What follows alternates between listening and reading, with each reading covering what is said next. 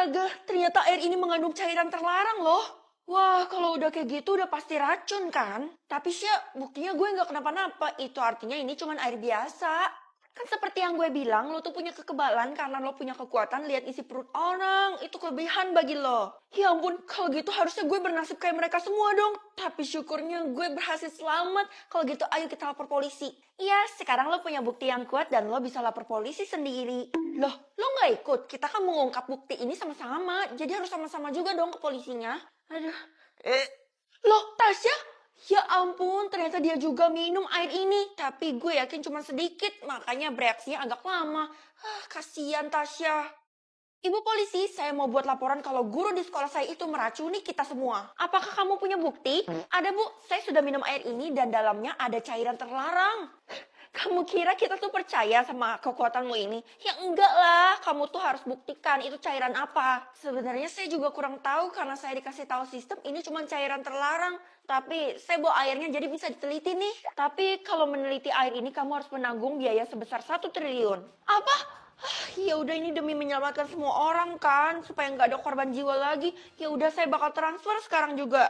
Oke, kalau gitu kamu bisa tunggu prosesnya 1 tahun ya. Hah? Saya kan udah bayar mahal, tapi kenapa saya masih harus tunggu 1 tahun?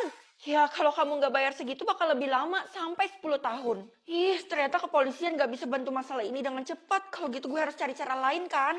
Anak mama yang cantik, kenapa murung gitu? Teman-teman aku di sekolah pada minum air pemberian bu guru yang katanya mahal itu mah. Terus, astaga, pasti mereka kesakitan perut atau sampai meninggal kan? Loh, kok mama bisa tahu? Padahal aku kan belum ngasih tahu mama. Soalnya bu guru tuh ada cerita sama mama, katanya minuman itu berkhasiat, makanya mama minum. Jangan bilang kalau mama percaya sama omongannya bu guru. Hah? Ternyata mama minum juga cairan itu. Astaga ma, aku gak nyangka deh sama mama.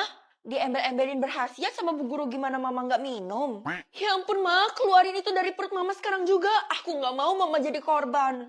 Aduh, tiba-tiba perut mama mulus nih, sakit banget kayak mau melahirkan. Aduh, mama udah dibilangin keluarin dari tadi nggak mau. Udah deh, ini nggak bisa ditoleransi lagi. Gue harus ngamuk di sekolah. Akhirnya gue ketemu juga sama nih guru. Ibu pasti punya rencana besar kan sama air itu? Oh, pasti kamu juga udah minum air itu kan? Berkhasiat gak?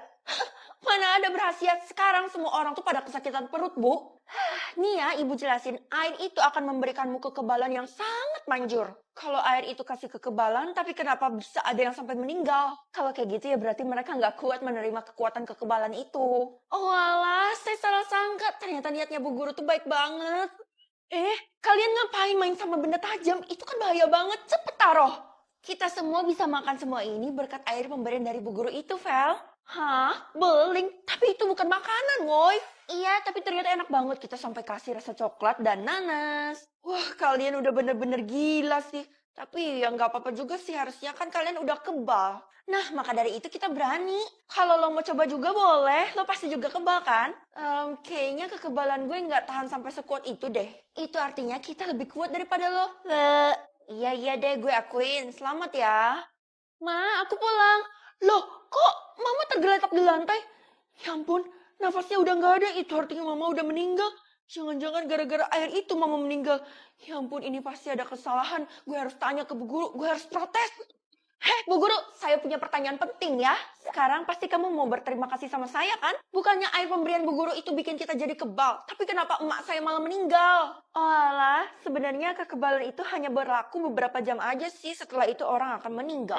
Loh, kok isi perutnya Bu Guru daging manusia? Teman-teman yang lain juga pada hilang. Jangan-jangan sebenarnya ya air pemberian Bu Guru itu dilambangkan sebagai bumbu bagi beliau. Iya, pasti mereka yang minum air itu dagingnya udah jadi berbumbu dan udah kemarinasi. Apa ibu bilang? Ini beneran rumahnya Bu Guru? Ya ampun, kok kumuh dan gak terawat banget. Idih. Kamu gak tahu diri banget ya, udah saya undang ke rumah saya malah ngata-ngatain rumah saya. Maaf banget ya Bu, mulut saya emang gak bisa direm. Tolong maafin saya ya Bu, jangan usir saya. Ya sudahlah, karena hari ini saya lagi berbaik hati, jadi saya maafkan kamu. Oke Bu, kalau gitu saya udah boleh masuk kan? Saya seneng banget, rumah ibu wangi dan rapi loh. Gak perlu bohong kayak gitu. Sudah masuk kamu sana, tunggu di ruang tamu. Iya, maaf lagi ya Bu. Kok bau rumahnya amis kayak gini ya Bu? Emangnya ibu habis masak daging? Saya jadi curiga.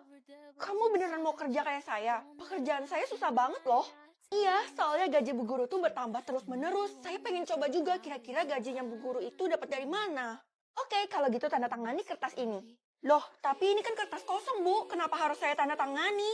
Sudah, tanda tangan saja. Kamu mau gaji kayak saya nggak? Iya, mau. Kalau gitu bakal saya tanda tangani ya. Bagus. Well, gue peringatin lo jangan sampai lo ke rumah Bu Guru ya. Hah? Gue udah terlanjur ke rumahnya Bu Guru. Emangnya kenapa? Sepupu gue jadi korbannya Bu Guru gara-gara disuruh tanda tangan kontrak. Oh, tenang aja, kontrak itu nggak ada isinya kok, cuman lembar kosong doang. Lo salah besar, kontrak itu ditulis dengan pulpen tak terlihat, jadi ada isinya. Hah, jadi sebenarnya apa isi dari kontrak itu? Gaji gue masih 1.000, gue heran deh, padahal kan gue udah tanda tangan kontrak, harusnya udah bertambah dong. Gue pasti dimarahin mama nih. Nah, apa gaji kamu udah bertambah? Belum mah, maafin aku ya. Aduh, kamu ini gimana sih? Uang kita tuh udah menipis, mana belum waktunya gajian lagi. Aku bakal berusaha lagi kok, Mama tenang aja. Tenang-tenang mulu, Mama mikirin gimana cara kita bisa bertahan hidup nih. Iya, Ma, ini salah aku. Bu, saya udah tanda tangan kontrak, tapi kenapa gaji saya belum berubah? Gaji saya masih sedikit, yaitu 1.000. Udah, kamu tenang dulu. Ayo kita masuk dulu dan ngobrol. Gak ada waktu buat saya ngobrol sama ibu, adanya waktu buat saya protes. Cepetan kasih saya gaji. Ya ampun, galak banget sih nih anak.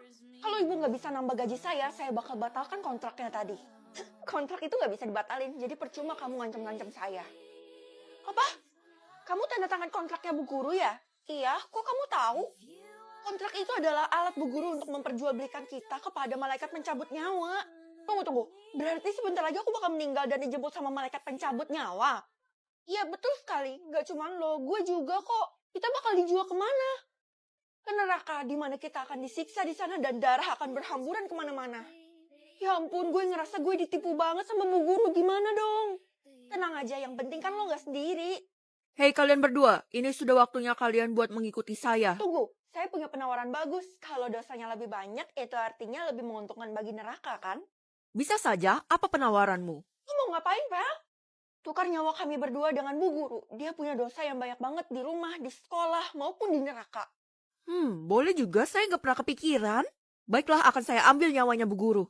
Yeay, kita selamat. Kok isi tasnya kosong sih? Padahal kan beratnya 6 kilogram. Ini benar-benar membingungkan.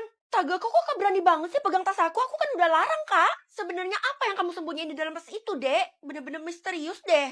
Kakak nggak perlu tahu karena cuman aku dan pacarku yang tahu. Pacar? Kamu sekecil ini punya pacar? Iya, aku punya pacar. Emangnya kenapa, Kak? Kakak aja yang lebih tua daripada kamu belum punya pacar. Gimana sih kamu? Ih, masih kecil bukan berarti nggak boleh punya pacar, kan? Ya udah, yang penting kamu nggak macam-macam sama cowok itu ya. Iya. Aku minta kakak juga jangan asal pegang tas aku ini karena tas ini berharga banget. Skarpmu. Gimana, Nak? Adek kamu ngelakuin sesuatu yang aneh, kan? Mending gue gak kasih tahu Mama deh, biar dia nggak khawatir kan. Halo, Mama ngomong kok nggak dijawab. Kamu nyembunyiin sesuatu ya? Enggak kok, Mah. Adek nggak ngapa-ngapain. Dia aman banget. Syukurlah, alhamdulillah. Karena Mama khawatir banget. Masalahnya cuma dia punya pacar aja sih, Ma. Tapi Mama jangan marahin dia ya. Kalau tentang pacar, Mama udah tahu. Ih, kok Mama nggak bilang-bilang aku sih? Lah, kok nyalain Mama? Kan kamu nggak nanya. Ya, iya juga sih. Hari ini lo mau pulang cepet lagi ya? Iya nih, soalnya... Iya, gue tahu lo mau jagain adek lo kan? Udah ketahuan ya? Selain itu udah menjadi kebiasaan lo, tapi emang adek lo mencurigakan banget sih. Pantas aja dijagain. Mencurigakan gimana maksud lo? Tasnya itu lo selalu dibawa kemanapun dia pergi, bahkan ke toilet. Itu aneh banget gak sih? Oke, gue harus telusurin ini karena ini bener-bener gak masuk akal. Oh iya, hari ini gue sengaja gak bawa tas. Emang kenapa? Karena lo gak bisa dijadiin babu lagi. Lo bisa lihat berat tas seseorang kan? Nah gitu dong, kalau gitu kan lebih berperi kemanusiaan. Akhirnya gue sampai juga di sekolah adek. Kira-kira dia ada di mana lagi nih? Cari adiknya lagi ya? Iya nih, Bapak tahu aja. Saya kebingungan cari dia karena dia lari mulu kayak hamster. Sebenarnya dia udah pulang duluan, tapi... Tapi apa? Oh, pasti meluk tas lagi ya, Pak? Iya, tapi dia sambil ngomong sendirian gitu. Serem deh, saya takut. Masa sih, Pak? Aneh. Hari ini Bapak juga bawa tas gak kayak biasanya. Ada apa nih, Pak? Karena setelah saya lihat-lihat, saya takut sama adiknya Non. Jadi saya bawa perlengkapan bela diri di dalam tas ini. Astaga, tenang aja, Pak. Adik saya nggak mungkin bertindak sejauh itu. Aku pulang. Feli, adik kamu kemana? Kok nggak ada di rumah? Ini aneh banget. Pasti ada yang kamu sembunyiin, kan? Sebenarnya aku nemuin berat tasnya adik terus bertambah secara cepat, mah. Bahkan sampai 6 kilogram lebih. Astaga, gawat. Ternyata dia serius dan ini beneran terjadi. Maksudnya, mah? Jadi sebenarnya si adik itu pacaran sama makhluk halus. Apa? Kok bisa? Berarti yang di dalam tas itu adalah anak dia dari makhluk halus itu. Makanya aku gak bisa lihat soalnya aku gak punya indera keenam. Aduh, kok dia berani banget ya, kan dia masih kecil. Mama takut dia gak bisa balik lagi. Satu-satunya cara adalah memusnahkan anak dia itu, yaitu cucu mama. Aku bakal bergegas, Mah, karena aku gak mau adik aku kenapa-napa. Feeling gue ada di sini. Loh, Ade ternyata bener. Kamu ngapain di kuburan kayak gini? Kayaknya kakak udah tahu ya apa isi tas ini. Udahlah, Dek. Kamu gak usah rawat anak itu. Biarin aja anak itu musnah. Kakak bakal bantu kamu. Gimana caranya? Anak ini udah menempel sama aku, Kak. Gini deh, makhluk halus itu paling takut sama bawang. Jadi kita bakal isi tas itu dengan bawang. Tapi... udah, kamu nurut aja. Ini kan demi kebaikan kamu. Nah, berat tasnya udah mulai berkurang, Dek. Dan dia pasti udah mulai menyusut. Loh, Dek, kalau anak itu hilang, aku juga ikut hilang, Kak. Itu perjanjianku dengan pacar makhluk halusku. Apa kamu bilang?